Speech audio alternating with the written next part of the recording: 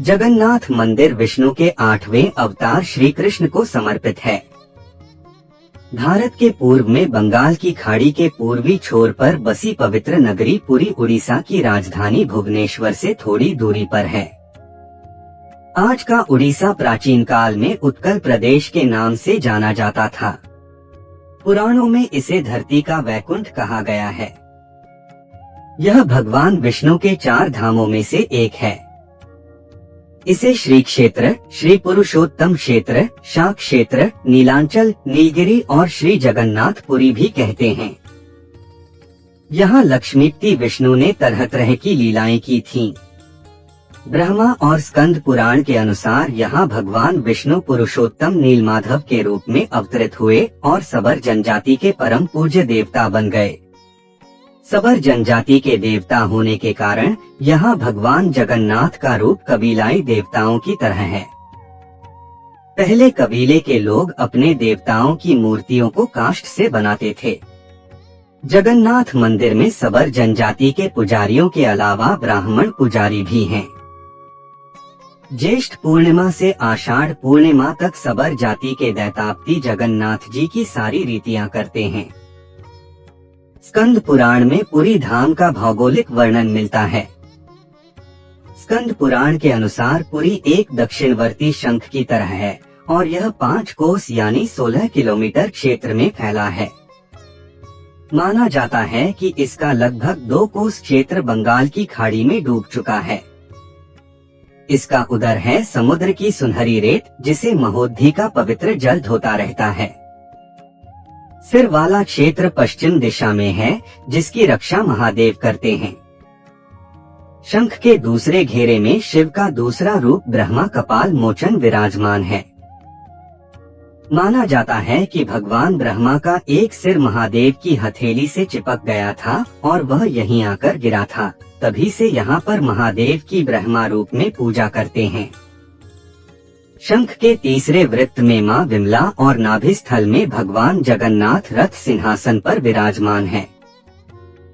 इस मंदिर का सबसे पहला प्रमाण महाभारत के वन पर्व में मिलता है।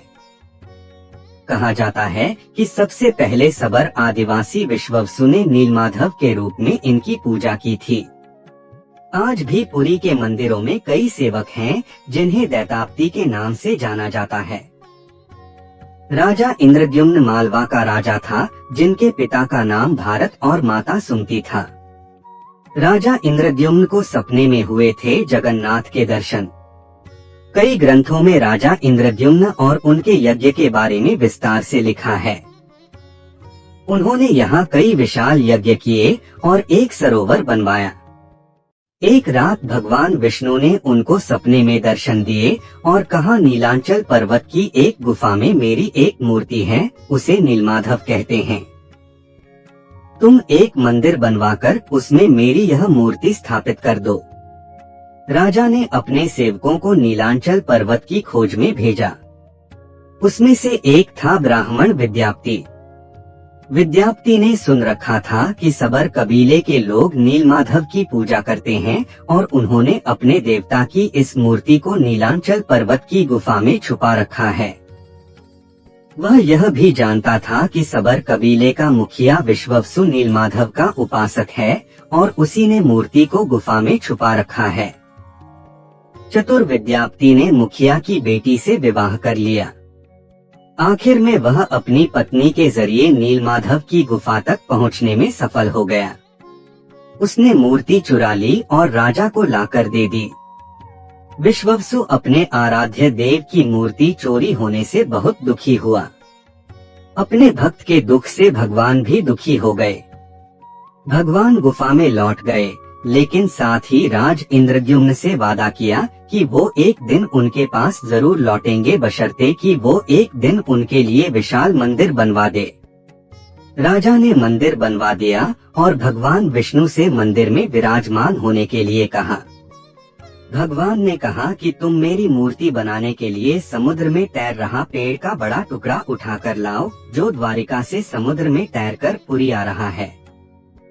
राजा के सेवकों ने उस पेड़ के टुकड़े को तो ढूंढ लिया, लेकिन सब लोग मिलकर भी उस पेड़ को नहीं उठा पाए। तब राजा को समझ आ गया कि नीलमाधव के अनन्य भक्त सबर कबीले के मुखिया विश्ववसु की ही सहायता लेना पड़ेगी। सब उस वक्त हैरान रह गए जब विश्ववसु भारी भरकम लकड़ी को उठाकर मंदिर तक ले आए। अब बारी थी लकड़ी से भगवान की मूर्ति गढ़ने की। राजा के कारीगरों ने लाख कोशिश कर ली, लेकिन कोई भी लकड़ी में एक छेनी तक भी नहीं लगा सका।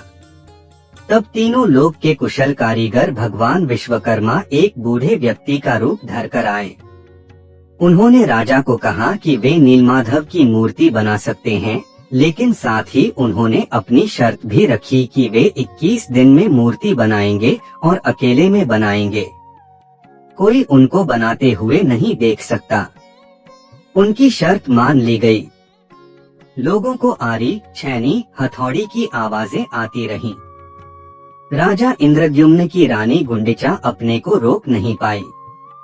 वह दरवाजे के पास गई तो उसे कोई आवाज सुनाई नहीं दी। वह घबरा गई। उसे लगा बूढ़ा कारीगर मर गया है। उसने राजा को इसकी सूचना दी। अंदर से कोई आवाज सुनाई नहीं दे रही थी तो राजा को भी ऐसा ही लगा। सभी शर्तों और चेतावनियों को दरकिनार करते हुए राजा ने कमरे का दरवाजा खोलने का आदेश दिया। जैसे ही कमरा खोला गया तो बूढ़ा व्यक्ति गायब था और उसमें 3 अधूरी मूर्तियां मिली पड़ी मिली। भगवान नीलमाधव और उनके भाई के छोटे छोटे हाथ बने थे, लेकिन उनकी टांगे नहीं, जबकि सुभद्रा के हाथ पांव बनाए ही नहीं गए थे। राजा ने इसे भगवान की इच्छा मानकर इन्हीं अधूरी मूर्तियों को स्थापित कर दिया। तब से लेकर आज तक तीनों भाई बहन इसी रूप में विद्यमान हैं। वर्तमान में जो मंदिर है वह 7वीं सदी में बनवाया था। हालांकि इस मंदिर का निर्माण ईसा पूर्व 2 में भी हुआ था। यहाँ स्थित मंदिर 3 बार टूट चुका है। 1174 ईस्वी में ओडिशा शासक अनंग भीमदेव ने इसका जीर्णोद्धार करवाया था। मुख्य मंदिर के आसपास लगभग 30 छोटे बड़े मंदिर स्थापित हैं।